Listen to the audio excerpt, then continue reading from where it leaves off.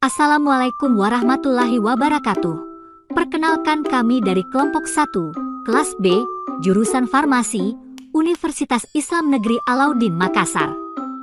Yang beranggotakan pertama Andi Fatia Salsabila dengan NIM 70100121008. Yang kedua ada Amilah Yus Iranah dengan NIM 70100121036. Dan yang terakhir ada Reski Aulia dengan NIM 70100121042. Obat bebas merupakan obat yang dapat dijual bebas kepada masyarakat umum tanpa resep dokter, yang tidak termasuk ke dalam daftar narkotika, psikotropika, obat keras, obat bebas terbatas, dan sudah terdaftar di Departemen Kesehatan Republik Indonesia.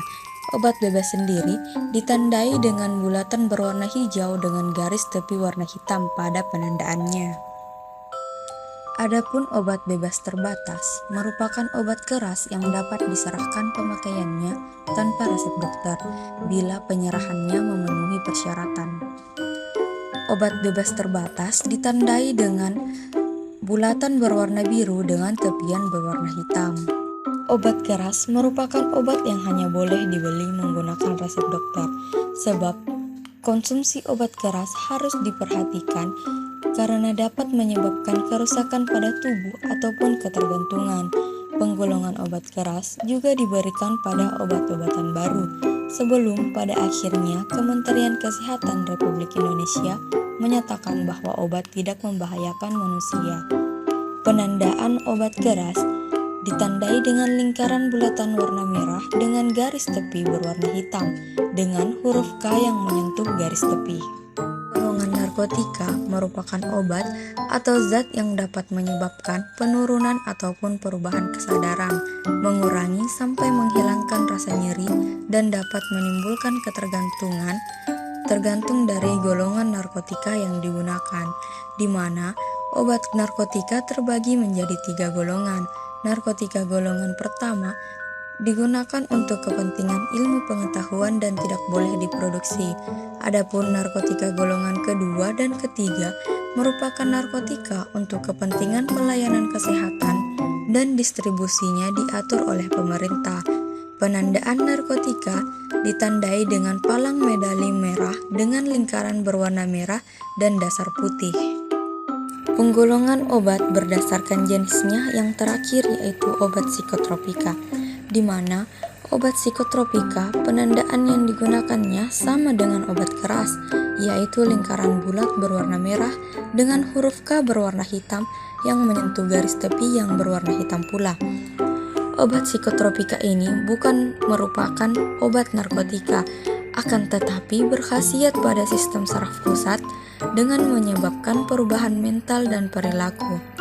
Obat psikotropika terbagi menjadi 4 golongan, di mana obat psikotropika golongan pertama digunakan untuk tujuan ilmu pengetahuan dan tidak digunakan dalam terapi. Obat psikotropika golongan kedua digunakan untuk terapi dan tujuan ilmu pengetahuan dengan ketergantungan tinggi. Yang membedakannya pada obat psikotropika golongan ketiga dan keempat yaitu adalah ketinggian ketergantungannya, di mana obat psikotropika kedua memiliki ketergantungan yang tinggi, sedangkan golongan ketiga memiliki ketergantungan sedang, dan yang terakhir yaitu golongan keempat dengan ketergantungan rendah. Penggolongan obat berdasarkan mekanisme kerja obat. Berdasarkan mekanisme kerjanya, obat dibagi menjadi 5 jenis penggolongan, antara lain: 1. Obat yang bekerja pada penyebab penyakit, misalnya penyakit akibat bakteri atau mikroba, contohnya antibiotik. 2. Obat yang bekerja untuk mencegah kondisi patologis dari penyakit, contohnya vaksin dan serum. 3. Obat yang menghilangkan simptomatik atau gejala, meredakan nyeri, contohnya analgesik. 4. Obat yang bekerja menambah atau mengganti fungsi-fungsi zat yang kurang, contohnya vitamin dan hormon. 5. Pemberian placebo adalah pemberian obat yang tidak mengandung zat aktif, khususnya pada pasien normal yang menganggap dirinya dalam keadaan sakit. Contohnya aqua pro injeksi dan tablet placebo.